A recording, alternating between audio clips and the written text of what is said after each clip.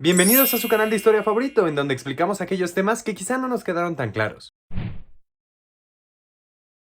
El día de hoy hablaremos sobre un acontecimiento exageradamente importante, que es justamente la independencia de México. Hay que recordar que esta tiene 4 etapas: la iniciación, la organización, la resistencia y la consumación, mismas que explicaremos rápidamente a lo largo de este video. Así que sin más, comencemos.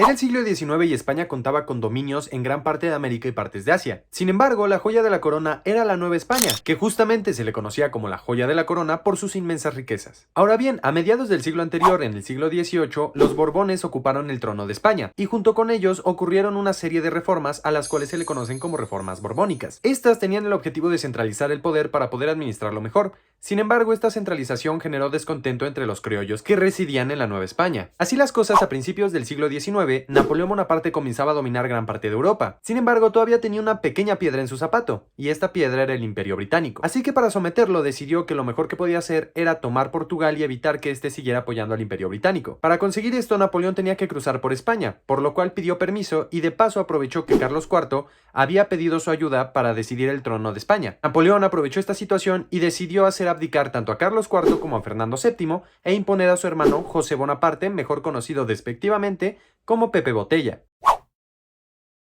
Dentro de las causas mediatas o indirectas tenemos las reformas borbónicas, la independencia de Estados Unidos, la Revolución Francesa y las ideas de la Ilustración, así como el nacionalismo criollo, mientras que las causas inmediatas fueron la abdicación de Carlos IV y Fernando VII y la usurpación del poder por los franceses en España.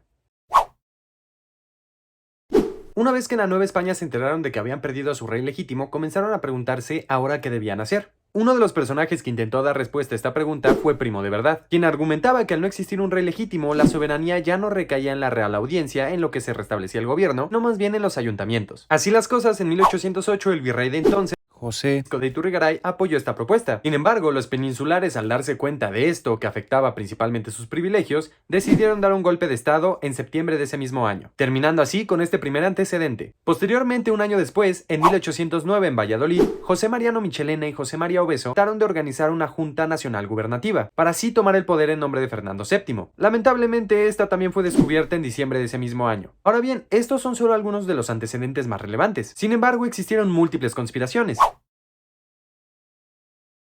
Una de estas se organizaba en Querétaro por Ignacio Allende y Juan Aldama, junto con el corregidor Miguel Domínguez y José Ortiz. En esta conspiración también participaba el cura Hidalgo, que será el principal representante de esta primera etapa. El levantamiento estaba planeado para finales de 1810, sin embargo la conspiración fue descubierta y tuvieron que adelantar todo, por lo que en la madrugada del 15 de septiembre de 1810, don Miguel Hidalgo dio el famoso grito, en el cual llamaba a las armas para unirse en contra del mal gobierno. Así, con solo un puñado de hombres comenzó el movimiento de independencia. Los insurgentes, como se les conocería a los independentistas, rápidamente tomaron San Miguel y Celaya y se dirigieron a Guanajuato. En Guanajuato se encontraban un grupo de españoles atrincherados en la Lóndiga de Granaditas. Este acontecimiento sería muy relevante, sobre todo por la polémica que causaría, debido a que las tropas de Miguel Hidalgo arrasaron la Lóndiga de Granaditas, matando, violando y destrozando absolutamente todo, lo cual hizo que el movimiento perdiera bastante apoyo entre los criollos. Después de este acontecimiento, los insurgentes se dirigieron hacia Valladolid, actualmente Morelia, ciudad que tomaron con facilidad. Posteriormente, el 30 de octubre de 1810, los insurgentes derrotaron un ejército realista en la batalla del Monte de las Cruces, batalla que sería decisiva, pues les dejaba el camino abierto para tomar la Ciudad de México. Sin embargo, por razones que aún se debaten, Miguel Hidalgo decidió no tomar la Ciudad de México y dar marcha atrás. A los pocos días fueron derrotados los insurgentes en la batalla de Aculco,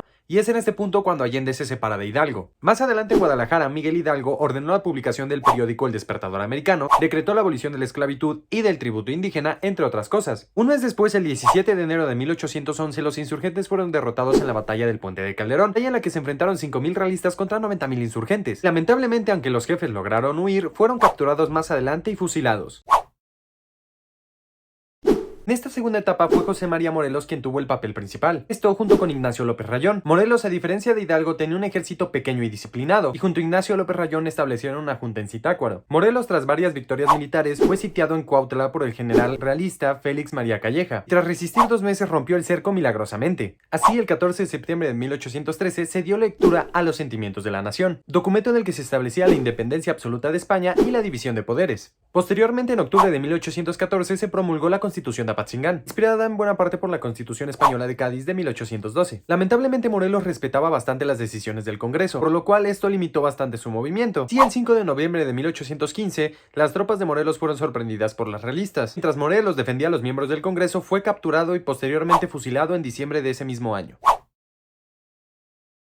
El 20 de septiembre de 1816, Juan Ruiz de Apodaca fue nombrado virrey. Este de inmediato lanzó una amnistía a los insurgentes, de la cual muchos aprovecharon. Es en este momento cuando los insurgentes están casi desaparecidos. Personajes como Vicente Guerrero y Guadalupe Victoria no pueden hacer más que esconderse en las montañas o en las selvas y salir a combatir en guerrillas. En 1917, Javier Mina arribó a la Nueva España. Junto con Servando Teresa de Mier, intentó hacer un tipo de guerra contra el despotismo. Sin embargo, no hallaron demasiado apoyo entre los insurgentes y fueron capturados y posteriormente fusilado Javier Mina y encarcelado Fray Servando Teresa de Mier.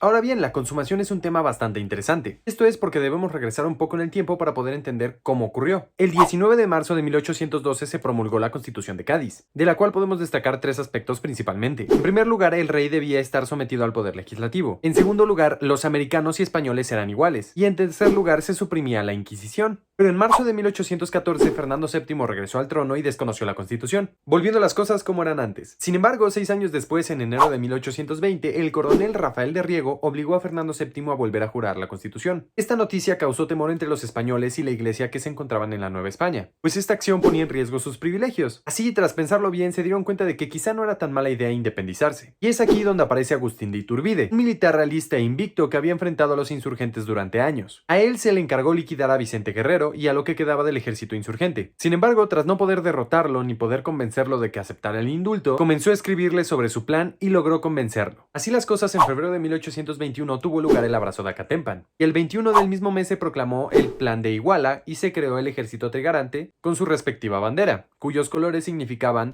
la independencia, la religión y la unión. Y así, el 24 de agosto de ese mismo año se firmaron los Tratados de Córdoba, en los cuales se establecía la creación del primer imperio mexicano y se le ofrecía la corona a Fernando VII o a cualquier otro miembro de su familia. Finalmente, el 27 de septiembre de 1821, el ejército trigarante entró triunfante a la Ciudad de México, y con este hecho concluyó la independencia de nuestro país. Cabe recalcar que España no reconoció la independencia de México sino hasta diciembre de 1836.